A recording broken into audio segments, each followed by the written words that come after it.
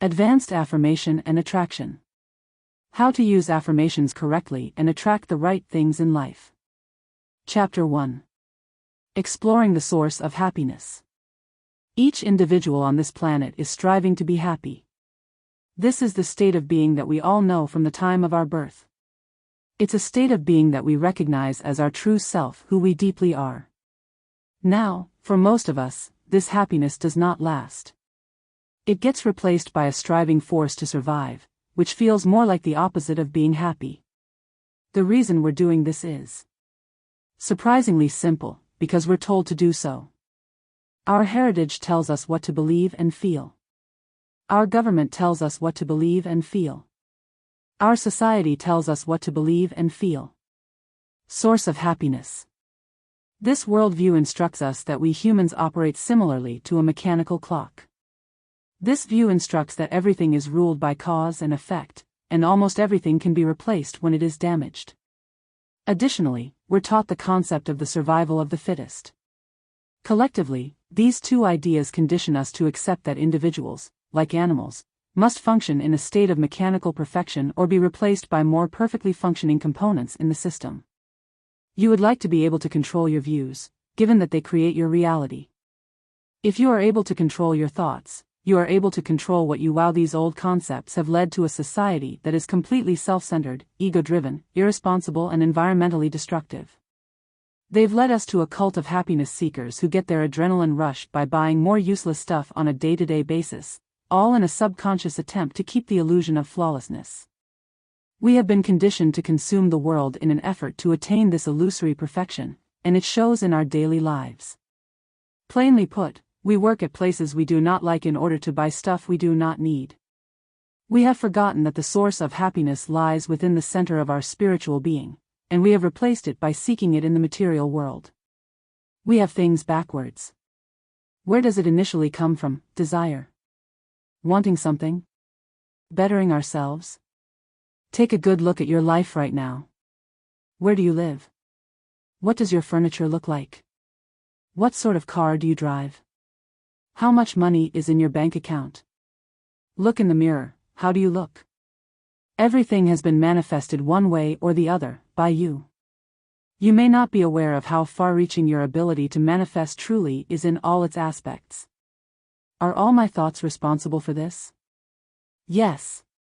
Whatever you see in the physical universe has been created in one way or the other by your thoughts. Your thoughts are the drafts of what later becomes physical form.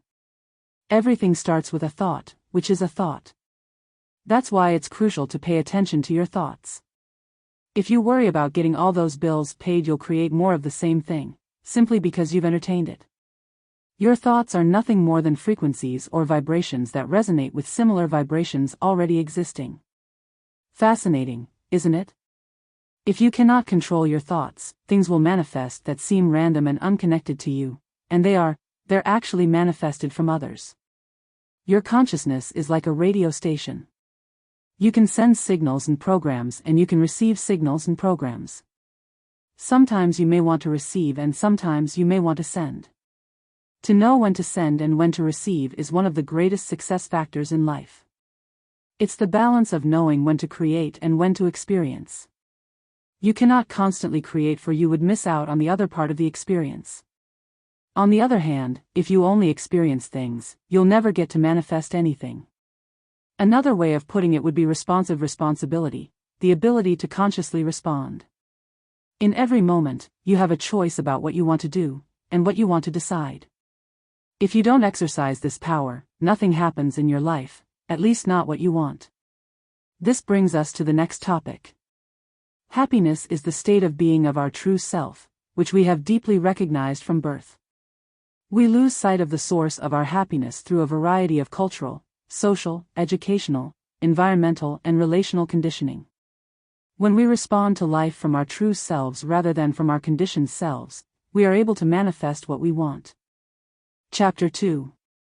Find your unique strengths, gifts, and talents. Discovering your strengths and talents is like first building the basement for your house. It's your foundation. It's like the soil from which a strong and beautiful tree can grow. It provides you with your unique potential. It's a unique gift that came with you when you were born. You are being asked here to nourish it until it's strong enough to guide you in your life. Talents. Do not waste your time chasing somebody else's dream or goal or anything that is not given to you that you can't claim first as your own.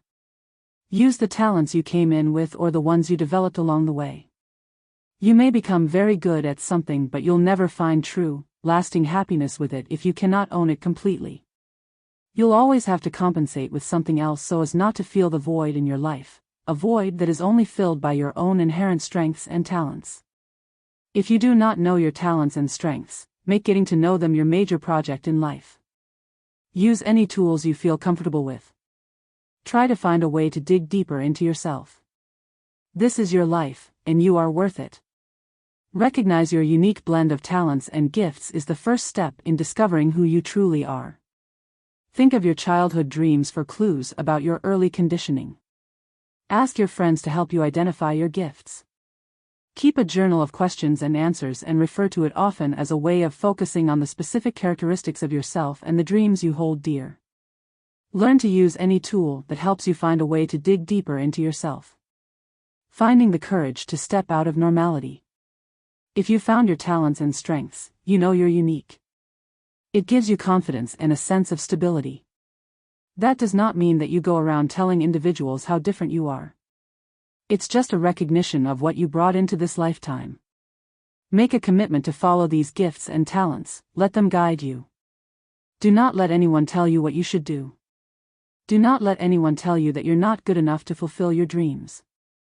Identify as much as possible with your dreams, as they're the surest guides in your life. They'll show you where to go. There's no guarantee at all that everything will be fine and easy when you follow your dreams. It could be the opposite. You may find yourself alone in the world with the feeling that everybody else is doing the right thing but you. Your gifts, talents, and strengths are your ultimate potential, but they can also be your pitfalls. You'll need to cultivate them over time. In the beginning, they are also your weaknesses and you'll be tested by them. The more you withstand them, the stronger they grow inside you, until they become your life force. Discovering your own unique blend of dreams and personal talents helps break loose layers of conditioning and initiates deep changes in your life. Realize that all change, whether positive or negative, is necessary and will in the end support you in ways that sustains your growth. Inner understanding is infinitely more significant than external accumulation. Be non-judgmental, don't impose artificial standards on yourself or on others. Attention, the infinite source of your potential. Attention is probably the most crucial gift you possess. It's the act of taking possession by the mind, in clear and vivid form, of one of several simultaneously possible objects or trains of thought. It implies withdrawal from some things in order to deal effectively with other people. Our very perception of reality is tied closely to where we focus our attention. Only what we pay attention to seems real to us, whereas whatever we ignore, no matter how important it may be, seems to fade into insignificance. Each of us chooses, by our way of attending to things, the universe we inhabit and the people we encounter. But for most of us, this choice is unconscious, so it is not really a choice at all. When we think about who we are, we cannot possibly remember all the things we have experienced, all the behaviors and qualities we have exhibited. What comes to mind when we ask, "Who am I?" Those things consist of what we have been paying attention to over the years. The same goes for our impressions of others. The reality that appears to us is not so much what's out there, as it's those aspects of the world we have focused on. What we look at may not be what we attend to. It's possible to look in one direction but actually notice changes in another direction. Overt attention is the act of directing our eyes or ears towards a stimulus source. Covert attention is the act of mentally focusing on a particular stimulus. Basically, you are able to direct your attention towards the outside world or towards the world within. You are able to observe, attend to, your thoughts.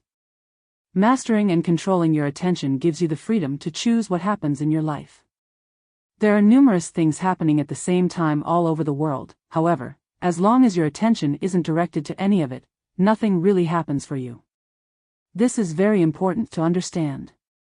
The more you are able to control your attention, the more you attract only the things in your life that you really want. If you don't pay attention to the crime scene on your television, it doesn't create this reality for you. If you do not pay attention to negative things in your life, it won't create that reality. This does not mean you should ignore the parts of the world that don't produce peace and happiness for you. It merely means not to give them too much attention. Do not get absorbed in them. Decide when enough is enough and move on to something you want your attention to be focused on, for instance, the important goals and dreams of your life. Life isn't what you see on TV nor what you hear and read in the news.